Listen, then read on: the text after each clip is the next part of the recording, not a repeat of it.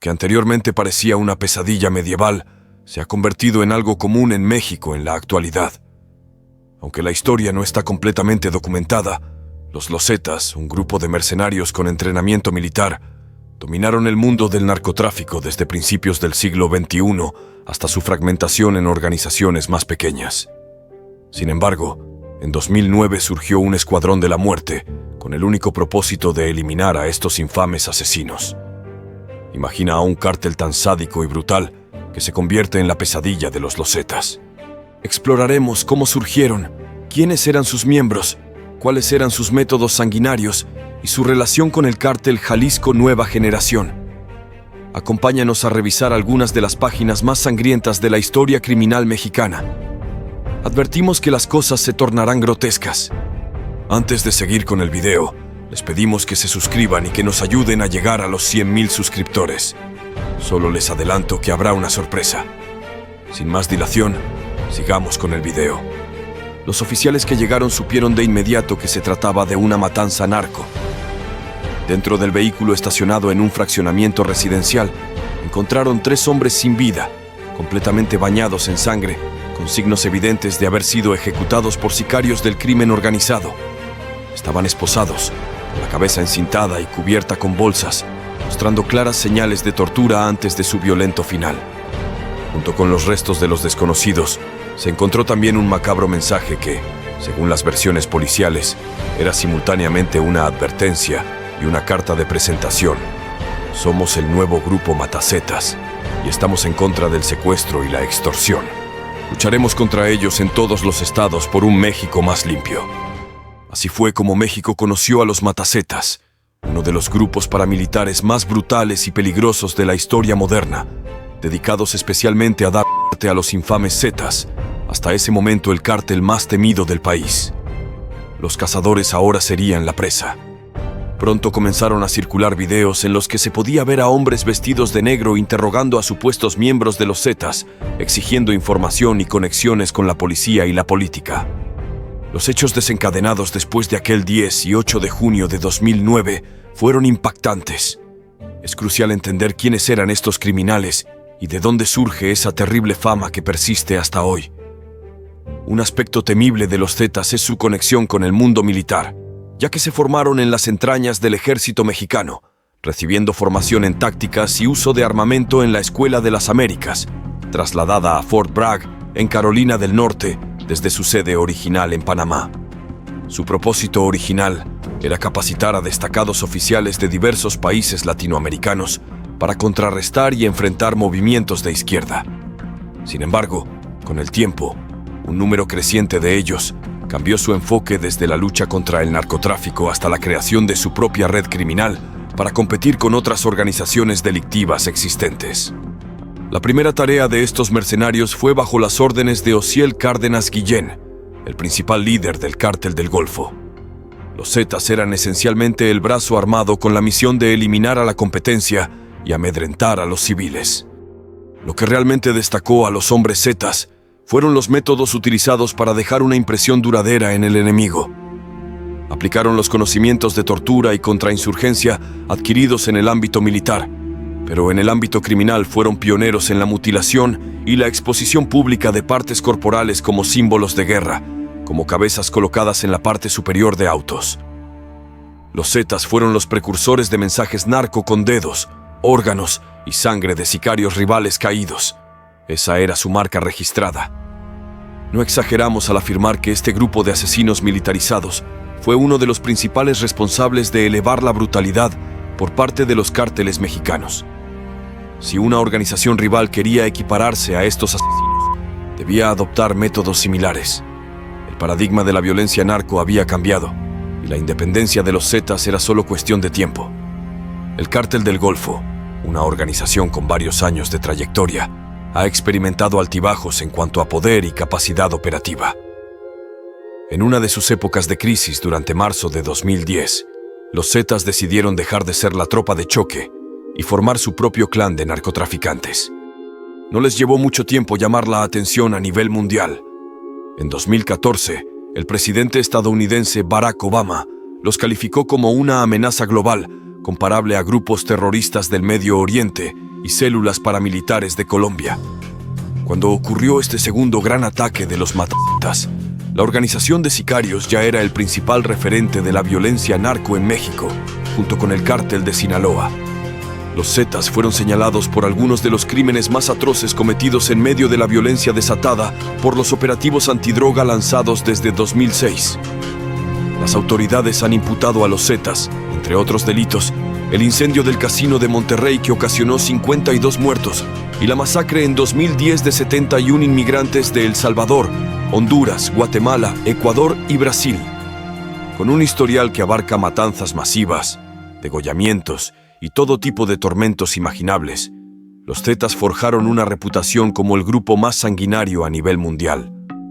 Era solo cuestión de tiempo antes de que algún adversario se diera cuenta de que la mejor manera de contrarrestar tal mal era con asesinos igualmente psicópatas y desprovistos de remordimientos. Así nacieron los Matazetas. Volviendo por un instante a la macabra escena de la camioneta encontrada en Cancún. Los cadáveres de los sicarios torturados captaron la atención, pero pasó un tiempo hasta la segunda gran aparición de los cazadores de Zetas. Las Fuerzas Armadas querían estar seguras de que su único objetivo era erradicar el cártel de los Zetas y de que la sociedad en general pudiera confiar en que los Matazetas no practicaban la extorsión, no secuestraban y nunca afectaban el patrimonio personal ni nacional. Manifestaron respeto hacia los poderes ejecutivos. El 24 de septiembre de 2011, se filtró un video en el que 5 individuos encapuchados se comprometían a dar muerte a los miembros del brutal cártel. En el video, aparecen 5 hombres fornidos detrás de una mesa, con un mantel blanco y un micrófono, todos vestidos de negro e identificándose como Matazetas. Luego, el portavoz procede a ofrecer disculpas en nombre del grupo por cualquier molestia generada por las matanzas llevadas a cabo. En nombre de todo el grupo, afirmaron que la intención era hacerle saber al pueblo veracruzano que este flagelo de la sociedad no era invencible. Lo increíble es que sus promesas no eran simples palabras vacías. Tan solo 4 días antes, en la vía pública de Boca del Río, Veracruz, aparecieron 35 cuerpos atados y torturados, una escena espeluznante según un periódico regional. Con razón, no había intención de ocultar la presencia de las personas sin vida a plena luz del día. Era un mensaje en sí mismo. Las autoridades determinaron que algunos de los asesinados eran narcos, miembros de la banda del Z1. La brutalidad e inmediatez de su accionar encendieron todas las alarmas en México. La seguridad pública no se maneja con la idea de que el enemigo de mi enemigo es mi amigo. Era evidente que se trataba de un escuadrón de la puesto en funcionamiento y financiado por un grupo rival narco que buscaba eliminar a los Zetas de la ecuación para dominar sus territorios y plazas. En poco tiempo, en Veracruz se detuvieron a 20 delincuentes, 8 de los cuales estaban vinculados al grupo de los Matazetas. Esto llevó a la prensa a comenzar a llamarlos una nueva generación en el mundo criminal. Sus declaraciones llevaron al descubrimiento de 3 propiedades donde se encontró una sorpresa macabra: más de 30 calaveras de enemigos. Muchos de los cuerpos hallados en las propiedades de los Matazetas estaban en avanzado estado de descomposición. El elevado número de muertes en un corto periodo llamó la atención de los medios y las autoridades. El gobierno del entonces presidente Felipe Calderón implementó medidas y afirmó públicamente que los Matazetas no eran ni justicieros ni una autodefensa campesina contra el narcotráfico. Más bien, los consideraba otro grupo criminal que buscaba tomar el control en la costa este del país, una región de especial valor estratégico para el tráfico de estupefacientes. Cualquier manifestación al margen de la ley que pretenda erigirse como combatiente del crimen carece de la legitimidad necesaria. Con independencia de la causa o motivación, enfrentará la fuerza del Estado. En este punto es importante proporcionar un poco de contexto. En aquel momento, surgieron diversos grupos armados dispuestos a desafiar la hegemonía narco en cuanto a la violencia callejera.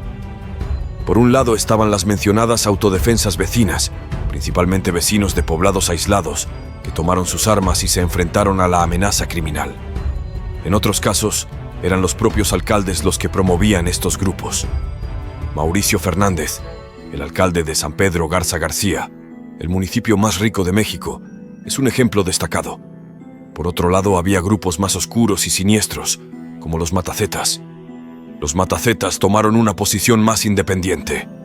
Se fragmentaron en pequeñas células y bajo el liderazgo de Miguel Treviño Morales, conocido como el Z40, se convirtieron en una fuerza temible por derecho propio. El cártel de Sinaloa y los matacetas ahora eran entidades separadas con intereses a veces alineados, pero también en conflicto. A medida que los matacetas se volvieron más independientes, también se volvieron más sádicos y despiadados. Su modus operandi incluía tácticas militares aprendidas en la Escuela de las Américas, pero lo combinaron con una crueldad única. La mutilación y la exhibición pública de partes corporales se convirtieron en su firma macabra, marcando territorio y atemorizando a sus enemigos. Su aparición en la escena del crimen mexicano no solo fue una respuesta a la brutalidad de los Zetas, sino también un intento de emularla y, en última instancia, superarla. Los matacetas se erigieron como jueces, jurados y verdugos, dispuestos a erradicar a cualquier grupo que amenazara su dominio. Sin embargo, su ascenso también llevó a una escalada de violencia sin precedentes en México, donde grupos criminales competían en atrocidades para demostrar su poder y brutalidad. Se rompieron los vínculos cuando una operación militar en Guadalajara logró la captura de Nacho, el único nexo entre el poderoso cártel y estos sicarios. Sin su liderazgo, los matacetas adquirieron autonomía, dedicándose a defender la región de Jalisco y a eliminar a los Zetas. Nemesio Ceguera Cervantes emergió como líder, dando origen al cártel Jalisco Nueva Generación, CJANG, un imperio criminal que domina México con un arsenal equiparable al de un ejército regular. Aunque el CUNG no representa una evolución directa de los matacetas, comparten orígenes ligados a esa milicia. La rapidez con la que lograron el control en México se atribuyó al desmantelamiento temporal de otros cárteles y al caos social. El Mencho utilizó la propaganda para presentarse como un justiciero, y su legado perdura, mientras que los Zetas han visto disminuir su poder. La historia de los matacetas, aunque breve, dejó un legado de brutalidad que persiste en México. Solo el tiempo revelará si el CJANG seguirá un destino similar al de sus enemigos. Eso es todo por hoy. No olvides suscribirte si eres un verdadero apasionado de las historias de narcos. Nos vemos en la próxima.